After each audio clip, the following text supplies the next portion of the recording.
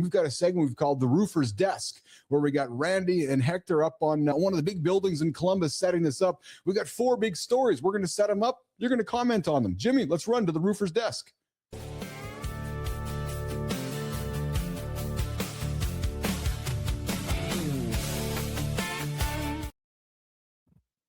So, Steve, first one up here today. Roofr, the free tier CRM that competes head-on with AccuLynx and Job Nimbus at 3 to 4 times the price.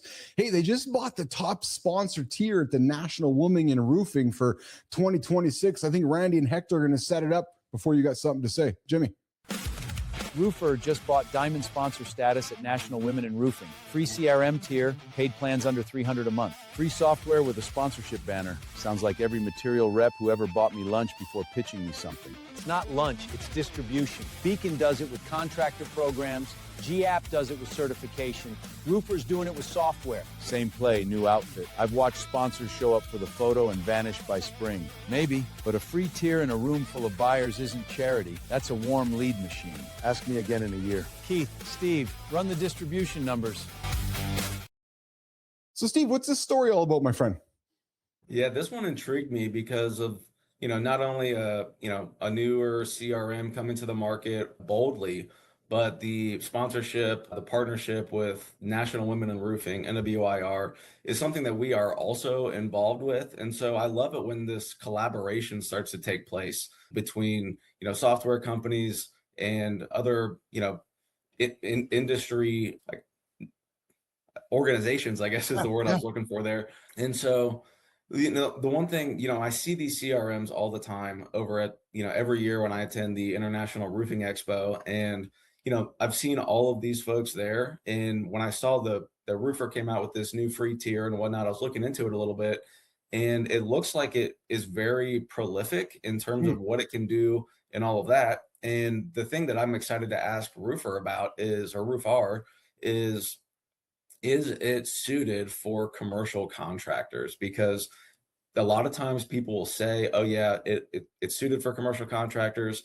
However, 80% of the attendees at the IRE are residential contractors. And so that's really the target a lot of times. And so you get these commercial contractors that are 30, 40, 80 million dollars, and these CRMs can't do exactly what they need it to. And so I'm just excited to dive in a little bit further to this one, because it seems like they're combining some AI technology with what's traditionally been a CRM. And so if they've uncovered a diamond in the rough here, I'm really, really excited about it. That's awesome. And Steve, when you share the news with me, again, I'm the outsider to the industry. I'm learning, I'm teaching, I'm being taught by Steve and John. Actually, we got John in the comments there. We get it all done. Good to see you, John. And we also got Ozzy or Dogan in the comments as well. But what struck me with the story, Steve, is it's clear to me, and I'm learning from you guys, but there's a software distribution war happening. Like it's like, who owns the roofing operating system, isn't it? And it seems like that might be more conversations we're having in the future. Am I wrong about that? You're not wrong about that. Yeah, there is a race to own the industry, and between private equity and then private companies, there's a lot of things happening there. So it's an exciting time, but it's a muddled time, because people are investing in software and they're hoping that it's the one that's going to win and not get overtaken by another one.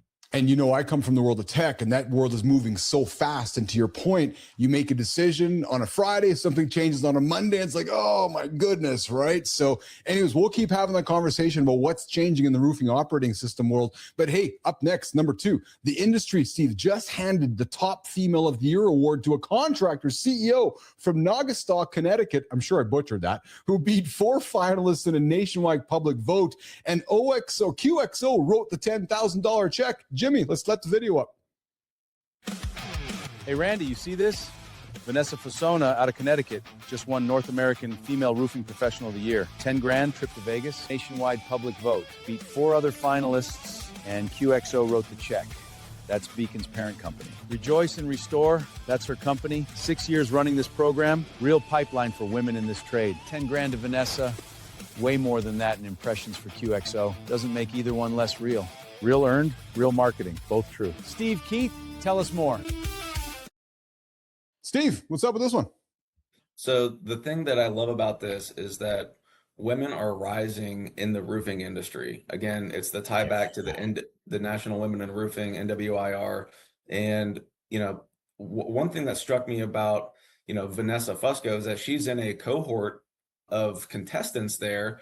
And one of the other contestants is actually in my FEI, Future Executives Institute program through the, NRCA. And Yeah. so that caught my eye, and I was looking at the different contestants.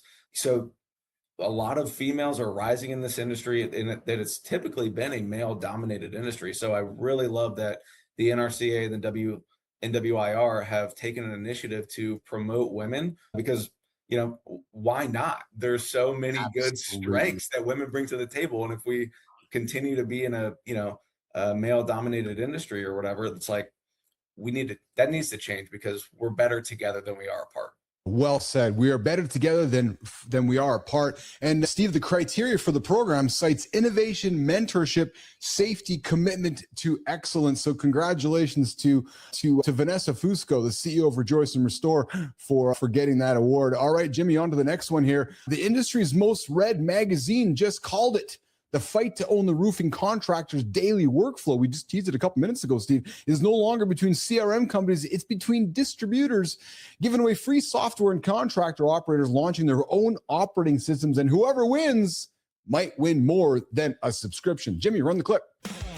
Hector, roofing contractors' July cover story. Distributors giving away free CRM, contractors selling their own operating systems. Whoever owns the workflow wins. Made the cover, and the software companies who used to have this to themselves are just watching? That's the real fight. The free CRM isn't a gift. It's a seat at your revenue table.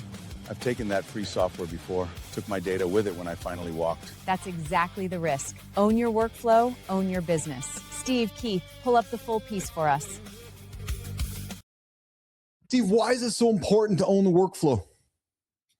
So this is such a big issue right now. When a contractor is deciding between CRMs, there's so many different facets to look at. And, what's happening here is these partnerships between, like you said, distributors and the software company, making it easier to buy products from distribution with a direct path to the contractor. It's really cool, but at the same time, it goes back to the previous conversation we were having a minute ago, where it's kind of a race to the bottom. Who can get the best software at the less price, right, at least expensive price, and get it into the hands of more contractors, because contractor density is what is going to help them win. The more people that adopt the software through making it easier, which is a great thing. But again, it goes back to who's going to win at the end of the day. And if you choose the wrong system, then you may be stuck in